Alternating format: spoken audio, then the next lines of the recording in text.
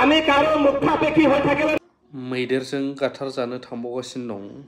माखासे बर'फ्रा साननैसो उनाव बा माखासे दिन उनाव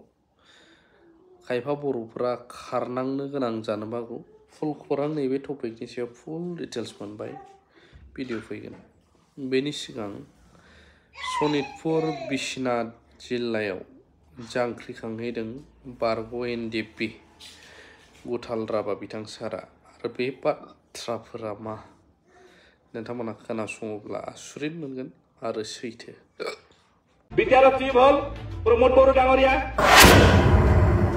গোবিন্দ বসুমতারি হেতে আমলে মরণ নপরে আর আমার কাম কোনো কৰি নিদিয়ে বিশ্বজিৎ দৈমাৰী সাৰক আমি লগ ধৰিছো তেখেতে আমাক গালিহে পাৰিছে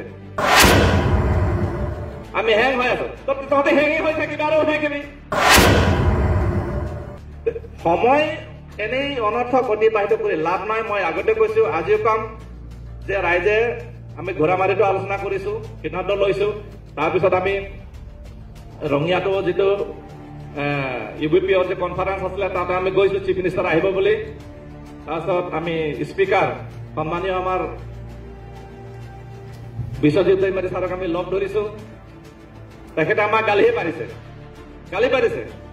মই কৈছো যে স্যাৰ আমি এনেকা মই কৈছো যে ইফালে নহয় মামাৰ ঘৰ ইফালে নহয় পাকুৰি তল আমি মাজে মাজে মৰ আমি তো হেং হৈ আছো হ্যাঁ আমি হেং হৈ আছো তহঁতে হেঙে হৈ থাকিবি আৰু থাকিবি হ্যাঁ বিটিআৰৰ লিডাৰ বিলাকে তো মৰণ নপৰে সিহঁতে তাত পাৱাৰ পালে ক্ষমতা পালে সিহঁতে এনজয় কৰি আছে তোৰ শোণিতপুৰ বিছনাত 2-4 লাখ বড়ো মানুহ তহঁতক কি মনত পৰিব তহঁতক মনত নপৰে তহঁতৰ কাম কোনে কৰি নিদিয়ে তহঁতে নিজে কিনাটো ল'ব লাগিব তহঁতে নিজে কাম কৰিব লাগিব তহঁতে নিজে আগবাঢ়ি আহিব লাগিব বিশ্বজিৎ ছাৰে আমাক স্পষ্টকৈ কৈছে স্পষ্টকে কৈছে আমি হেং হৈ আছো হেং হৈয়ে থাকিবি আৰু থাকিবি তহঁতক কোনো মনত নপৰিব যেতিয়া আন্দোলন হৈছে যেতিয়া দৰকাৰ হৈছে তহঁতৰ ৰাইজক দৰকাৰ হৈছিলে তেতিয়াহে তহঁতক মানে আহিছিলে তেল মাৰিবলৈ কাৰণে কথা ক'বলৈ কাৰণে ডাঙৰ ডাঙৰ লেকচাৰ সপোন দেখুৱাইছিলে কিন্তু এতিয়া বিটিআৰৰ চিফ হল প্ৰমোদ বড়ো ডাঙৰীয়া গোবিন্দ বসুমতাৰী সিহঁতে আমালৈ মনত নপৰে আৰু আমাৰ কাম কোনো কৰি নিদিয়ে সিহঁতৰ মুখলৈ চাই থাকিলে আমাৰ নহব আমি কারো মুখাপেক্ষি হয়ে থাকিলে নহব আমার সিদ্ধান্ত আমি লব লাগিব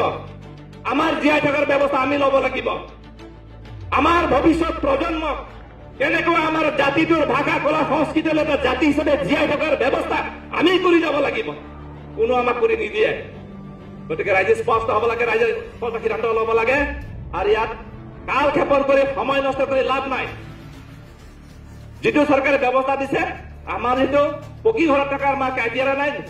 কেঁচা ঘৰটোকে ধুনীয়াকে সজাই মেলি আমি ইয়াতে থকাৰ ব্যৱস্থা কৰিব লাগিব ধন্যবাদ